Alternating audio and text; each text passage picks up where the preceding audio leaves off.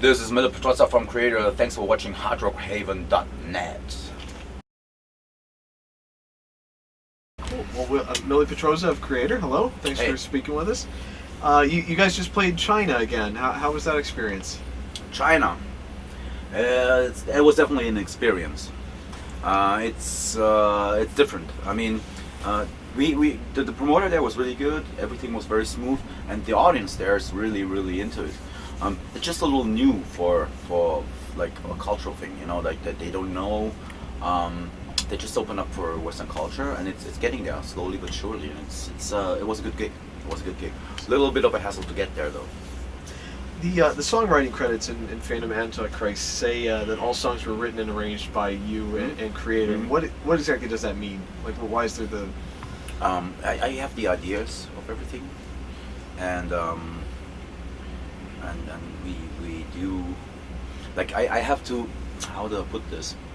I have all the songs in my head. I have all the riffs there, and I sometimes do demos. But when we get together as a band, we change things around. It's like we have to make it. You know, sometimes I record a demo and it sounds great, and then I play it with the guys and it doesn't sound right.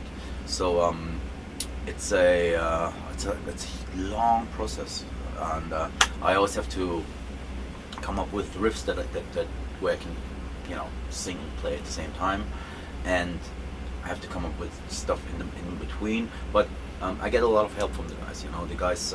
Sami I most of the times I write the melodies that he's playing, especially like there's like this acoustic intro. I wrote that, but he made it perfect.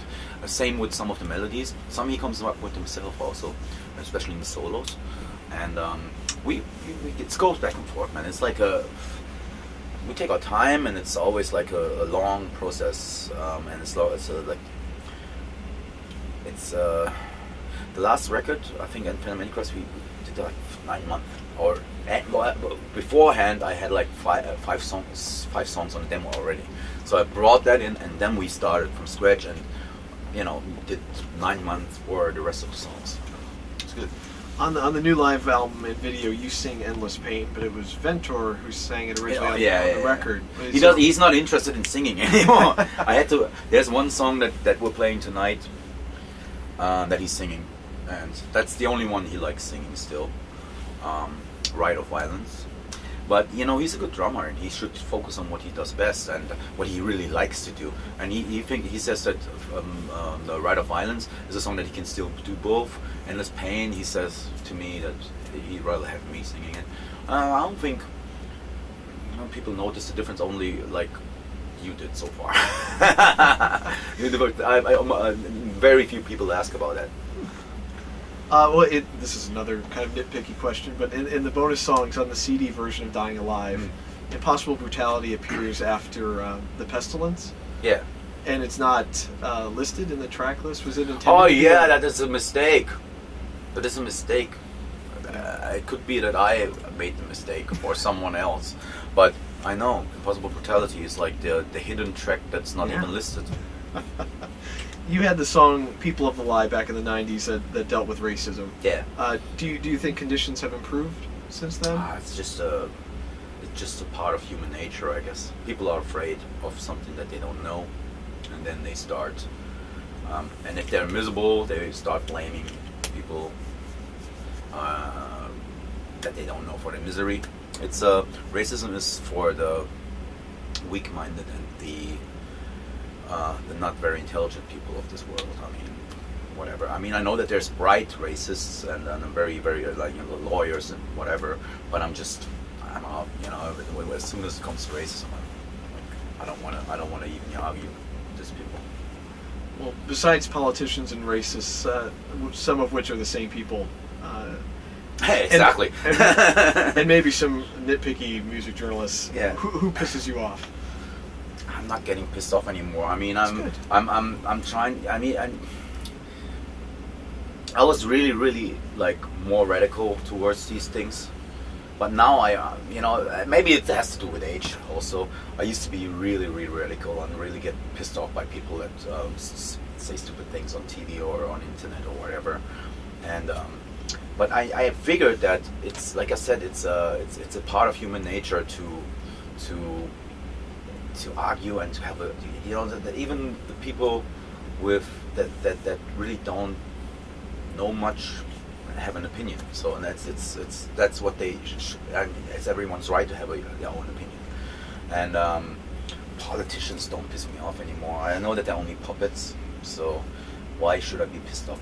You know, those guys, most of them have a miserable life, you know, and I mostly feel sorry for these people, more or less. And it's not the people. It's something. And one other thing I learned is not the politicians to blame, but it's the industry behind them. You know, like the whole system behind them. It's you know, business, the banks, and all that stuff. Do you have an album that stands out as a favorite from the period of Renewal to Endorama? I'd say Endorama is the best one. It's very melodic. It has a couple of cool songs. Tell you what, my least favorite would be Cause for Conflict, because Ventor's not playing on it, and it's a little shaky. The production I don't like, but it's also a good album. Do you have a Kreator album that you think is underrated, that doesn't get the respect it should? Man, I don't think in these categories. Man, I'm not saying that like, oh, I'm underrated or people should listen to my stuff. I mean, if we can only offer our music to the people. If they don't want to listen, that's fair enough. You know, I mean, I think we always put our hearts and soul in our music, and that's all we can do. And there might be some others from the outside that would think that we're underrated, but we're happy. You know, we have fans all over the world, and we're able to tour the globe, and I couldn't be any. I mean, with what we achieved, I couldn't be happier. Well, on your live videos, you often add some kind of video effects to make the concerts look apocalyptic. Yeah. And on Dying Alive, there's some kind of graininess added to make it look like it's an older film. Mm-hmm. Is that a decision on your part, or is that something that the director... I talked to the director, and I asked him if we should do the apocalyptic thing again. And he said, no, you've done that already, and it's... some people have complained also about it, because they thought there's something broken on their DVD set or some whatever, you know. And some people were complaining, and we have done it already. We have done it on previous DVDs. So this time we wanted to do something else. We want to have more like a 70s English hammer horror studio look on it, which I think is enough for a live DVD. Not to, you know, it's already the editing is already very fast with the music, so it should be a visual overkill. You know, it's better to sometimes less is more, and I think on that album, on that DVD, we definitely focus more on what's actually happening, rather than making it look like from, like you said, apocalyptic or doomy or gloomy, whatever. Outside of Kreator's live videos, do you have a favorite live concert video? Exit Stage Left by Rush. But I don't really watch live videos that often anymore. I think, to be honest, I mean, when we do a DVD, it's like just to give people an impression, and that's always what you get. It's like it's not the real. It's like as close as it gets in your living room, but it's not the real thing. The real experience is here in the concert hall, you know, or in the club. That's where you really experience the music. A live DVD can only try to recreate that atmosphere, and so to me, Exit Stage Left was good. That was the one live video that turned me on to Rush. There is a nerdy thing.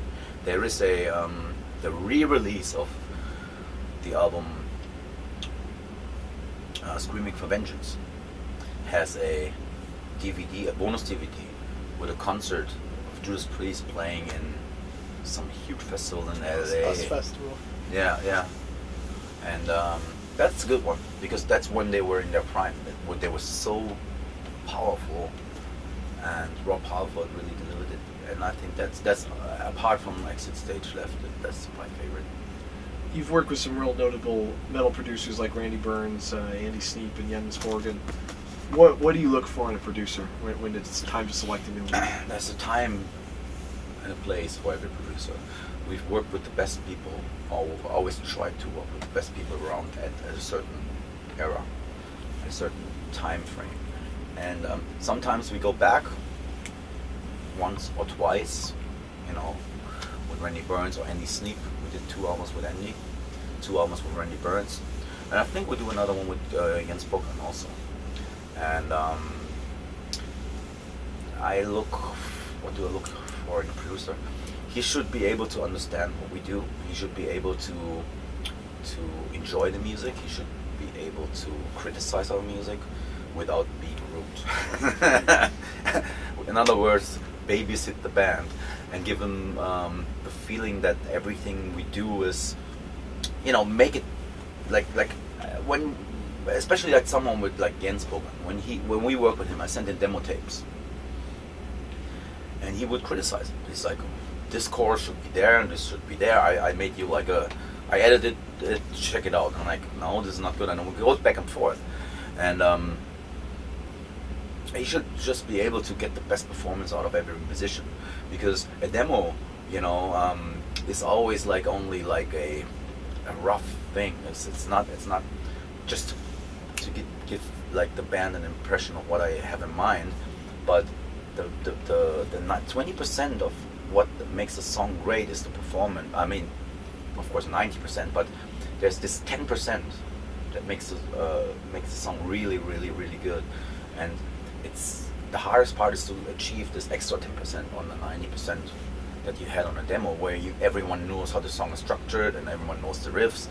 But to me, it means there's more to it. You know, there's something that makes a song special, and that's something that's where the producer has to come in. And you know, that certain something that's not, you cannot even describe what it is. You know, it could be a vocal line, it could be how you phrase stuff, or it could be a melody that you come up with, and which makes the song extra special. And we always try to look for this extra little 10% when we get a producer. And the band's been touring on Phantom Antichrist for well over a year now. Any thoughts or ideas kicking around for a new album? On my phone I have like a couple of riffs, but only riffs. I don't know what's gonna happen with those. It's way too early. I know a lot of my friends that play in other bands, they're way more productive than I am. I need to take my time for a new album. I think every album should be special. Every Kreator album should be special. That's all we have. You know, when we release an album, it should always be 150,000% of what we can do at that time, at this point in time when we release the album. So it might take a little while till the next Kreator album, but when it comes out, it's gonna blow everyone's face off. Well, Mille, thanks so much for talking to us, and it's been a pleasure as always. Okay.